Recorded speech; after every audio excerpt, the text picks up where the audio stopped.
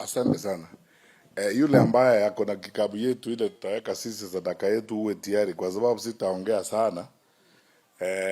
Vile mumeelezwa na vile huyu ndugu yangu amesema kutoka kwa mheshimiwa Ndindi. Bishop, mimi ni mtu wa kazi. Kazi ikitokea mimi nataka kuwa hapo ifanye. Hapo sikuangi na mambo mingi sana, lakini kwanza acha nianze kwa kukushukuru Bishop Gishere. Niseme tu kweli, unajua sisi zote ni wanadhambi, na ukiwa kanisa kama mimi niko hapa mbele yako, this is the place that I should be most honest, because I'm in the presence of God and in the presence of you. I was negotiating like that fellow who was asked to go and preach in Nineveh, and then he went somewhere else, then he was swallowed by a fish. When we agreed that we are going to have this function on 15th of March, I did not know that I would have very crucial. I was supposed to be here last year when you had a function of this kind. My two friends, Peter Kimari and Karanja Kibicho, were coming here. They told me to come with them. I did not make it at some other function. So I thought if I failed again, this was going to be a second time I'm failing you. And you know, you and many of our clergy in this country are people I genuinely, and I'm saying this, God is seeing me from heaven as I say this, you are people I genuinely love and admire. You know, there are people I've worked with, there are clergy who have retired, the former bishop who was in Westlands, your colleague who was in that church in Kenol where we were the other day. I love you because of your sincerity of heart, your honesty. You are not people who coin up things and tell stories. So because of that, let me do whatever it takes. Actually, I arrived this morning after doing, about saving this way. I pinched myself. I said, I hope I've won. I could have picked one. In that confusion, I would have picked one shoe this color, another shoe the other color. But I wanted to be here because, one, I did not want to let you down or fail in this appointment. I thank you because I believe as a Christian, when someone gives you an opportunity to participate in the work of God like we are doing here, in fact, they are doing you a favor. You are getting an opportunity to partake in the blessings of God in doing God's work. So thank you so much for the opportunity you have given us. Sitting here and listening to the sermon this morning has been extremely inspiring. And every time I hear this, I keep saying the Spirit of the Lord is saying something to us. Because the speaker hit the nail on the head, spoke to us on the things that we are all the time concerned about. Don't give up hope. Deny falsehoods like Paul told the Galatians. Resist discouragement. Don't give up in life. And don't get tired. Continue to do good, even when sometimes things don't look as good as they should. Kwa hivyo, mimi namshukuru Mwenyezi Mungu for the opportunity to be here. And Bishop, I want to tell you one thing. You are one of the people I consider as role model. Na tena kufanya kazi kama hii. Najua kuna watu wengi, na nimezungumzia haya maneno sana mimi siku hizi kwa sababu ya siasa. Kuna watu wengi wanakaa kwa uongozi miaka mingi, wanakaa tu hapo tu. Hata ukiwauliza siku moja mkikutana, wewe ulifanya nini? Hata mti moja hawezi kuwa kuonyesha alipanda ile mti. Nothing. Maneno tu. Lakini Bishop, umeona vile umejitolea, because tukiangalia hii, this is a statement about leadership. This is vision. Because when our children and our children's children come here, wataambiwa, I hope mtaandika kona moja hapo, hii iliongozwa na Bishop Gishere akiwa hapa. Hata ikichukua miaka 100, ni mfano mwema wa uongozi. Commitment, raising 100 and something million, 200 million project raised by Christians. Point number 2, hii ni ishara kuwa kanisa, we can do almost nothing in this society without the church. Let me tell you the truth. Mimi nimekuwa waziri wa elimu. We would not be where we are today in the education sector in this country without the church. That's why every time we had issues in the education sector, mimi wazee wa kanisa wakiniita, mimi nilikuwa namwambia hata Bishop Elizabeth, mimi huwezi kuja kwa ofisi yangu. And you know, mimi Bishop Gishere huwezi kuja kwa ofisi yangu. Mimi ama secular leader, mimi ni mtu wa hapa mtaa. Wewe umeweka mikono, wewe ni kiongozi wa Mungu. Ukituita mimi ndio nitakuja kwako. Huwezi kuja ofisi yangu, mimi mtu mdogo nitakuja kupangwa hapa na secretary. Ndio unakuja kupangwa na secretary, kupewa chai hapo hivi na mtu wa kawaida. Wewe ni mtu umeweka mikono na Roho Mtakatifu. Unatuongoza. So hata Bishop Elizabeth nimwambia wakati huo, huwezi kuja kwa ofisi yangu. Kiongozi wa Anglican Church, uningoje kwa ofisi yako, mimi nitakuja huko. I'm the servant. And I used to go to everybody, even Cardinal Njue. I told him I'll walk to your office in all family basilica. Nitakuja huko. Unieleze because mimi am a servant, mtu wa huko kufanya kazi. Mimi ni mtu wa mkono wa wananchi. Ukiniambia kazi ni hivi, inapatikana huko, ninalenga huko the same day. So hivyo ndivyo mambo inatakiwa kwenda. Kwa hivyo I'm grateful that umetupea hii nafasi kuona hii kazi nzuri umefanya. Na Wakristo wenzangu, mimi nataka kuwasihi that this country has been built through effort na commitment na unity yetu. Just look at yourselves katika this diocese muone vile mumeungana. Hakuna mtu ametoka kwingine huko mbinguni akakualetea hapa milioni 100 na zaidi.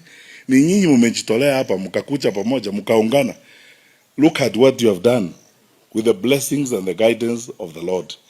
Let us have confidence and faith in ourselves, kwamba hata sisi tunaweza kutengeneza mambo yetu iwe sawa.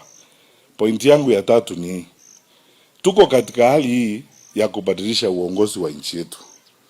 Na nimesema hivi, wenzangu katika upinzani, sisi sote tuko pamoja. Na sisi tuliamua tutakuwa katika multi-party democracy. Kwa hivyo hivi vyama vyote vya upinzani tunafanya kazi, tunatembea tukiwa pamoja. Hata leo asubuhi nimeongea na Mheshimiwa Gashawa. In fact, wakati nilifika hapa asubuhi, nimeongea na Mheshimiwa Gashawa kumwambia tuko na yule mkutano wa Gatanga, mimi nitaenda Wetheka first. Nikimaliza kutoka huko, nitakuja kushirikiana na nyinyi wapate mahali mmefikia. Kwa sababu sisi sote tuko timu moja. Nimeona wiki hii na wiki nyingine iliyopita, kwa sababu tumeenda na Mheshimiwa Gashawa, Mheshimiwa Kalonzo, sisi wote timu moja na Martha, tulianzia Embakasi kanisa, tukaenda Kisii, tukapiga siku 3 hapo, tukarudi hapo, tukakuja Nakuru, tukaenda kumalizia Kiawara huko Nyeri. Sasa watu wameanza hapa kutetemeka, nimeona wameanza sasa story nyingine kujaribu kutugawanya, kusema sijui mimi, kwa sababu they were thinking that we would never work together. I have bad news for you. We are going to work together. Na hiyo porojo yenu na propaganda yenu, shauri yenu, you think you are going, I'm not going to work with Gashawa. I am declaring you, I am going to work with Rigathi Gachagua. Yeah. And I will work with Kalonzo Musyoka, with Martha Karua, with everybody. Tuweke nchi yetu yote pamoja. Sasa wewe kama una shida yote, enda utafute Bishop Gishere akuombe. Yeah. We are going to work together. Because wananchi wanataka tufanye kazi pamoja. Ama namna gani wananchi? Unataka tufanye kazi pamoja. That is how we are going to help our country. Point yangu ya 4. My brother, the PA to Honorable Ndidi Nyoro, msalimie sana. So one of those MPs I admire, he's a good friend of mine. Na hiyo maneno yote umesema, mimi ni mwerevu nasikianga sana. Nimesikia niko na wazee hapa, nitakuja tu usiku siku moja niombe hapa na Bishop Gishere watatupanga. Mimi hakuna iko. Hiyo ndio, that is the way we are all thinking. Tunataka kuwa pamoja namna hiyo. Sababu hii ni wakati wa kusema no one should be left behind. Sisi sote tuungane tujenge nchi yetu. Mwisho nimalizie hii. Kuna mambo mawili ambayo yanafanyika nchi yetu hapa, which I think nikiwa katika umma, like today I have to talk about it.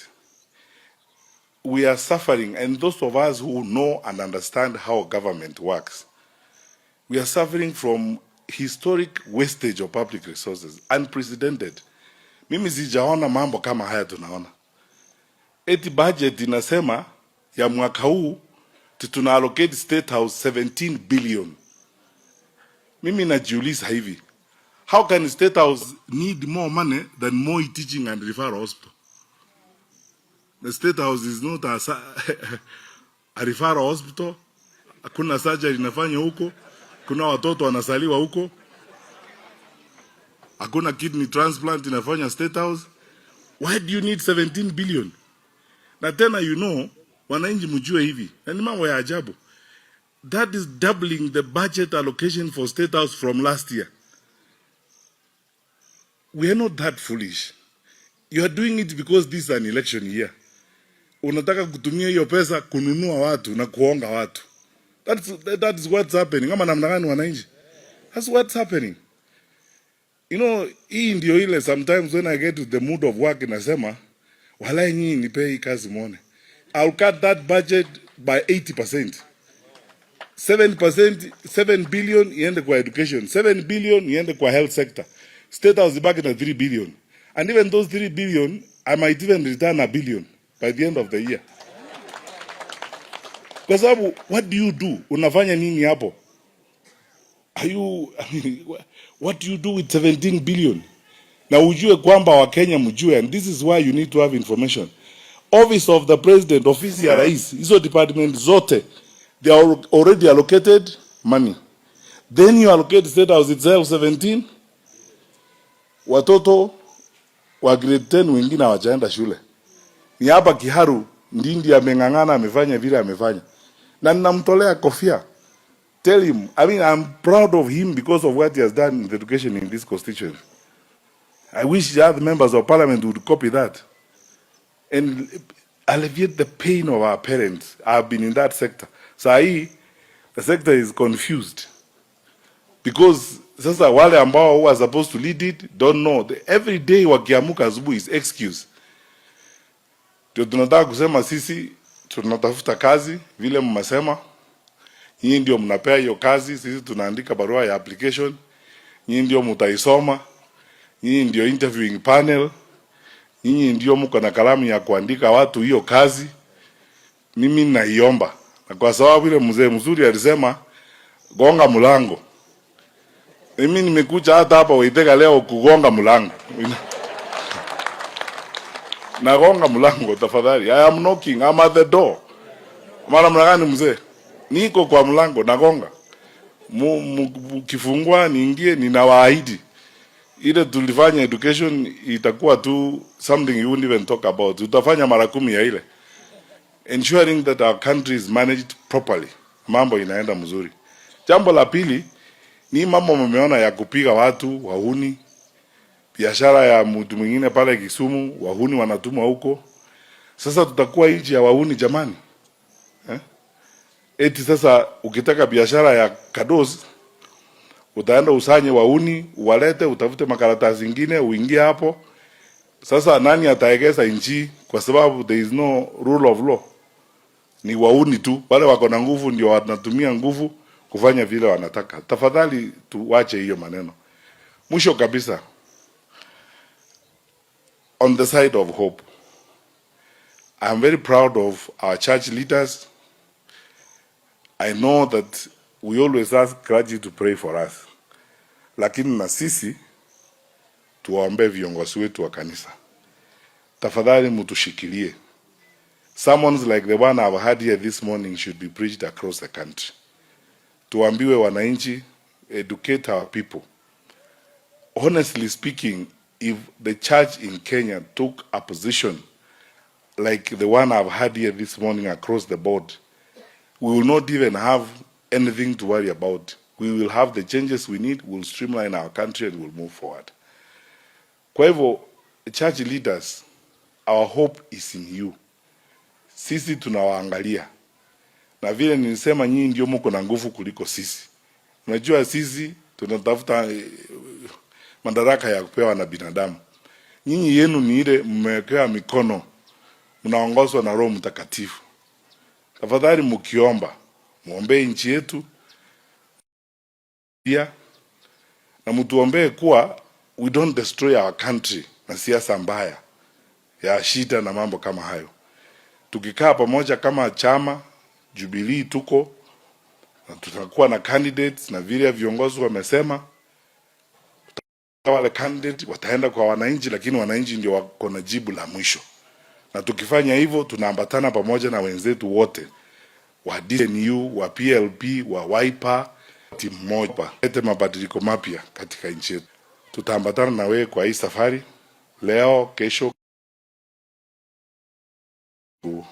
kuongoza ukiwa tayari wakati ule wa kufungua. Sisi once we get involved in a project we appoint ourselves associate members of the project. So sisi tuko pamoja, tuko familia yako, na unajua ukiwa bishop wewe umezoea kupepa watu. Sisi tutajisikuisi hapo kwa familia yako, tukae hapa kama wananchi hao wako na washiriki wako wazuri wa diocese ya AIC. Sasa leta kikabu. Sorry, diocese. Asante sana. Asante sana. Hao wengine? Yeah. Mheshimiwa Kembi Gitura amekusindikiza na shilingi 50,000. Ndugu yangu tulikuwa cabinet na yeye Bwana James Masharia amekusindikiza na shilingi 100,000. Mheshimiwa Peter Kimari naye amekusindikiza na shilingi 100,000. Mheshimiwa Paul Kadosi amekusindikiza na shilingi 50,000.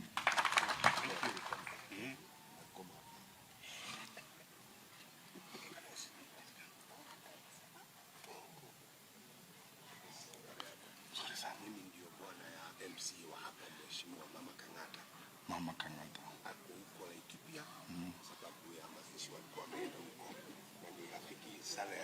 MC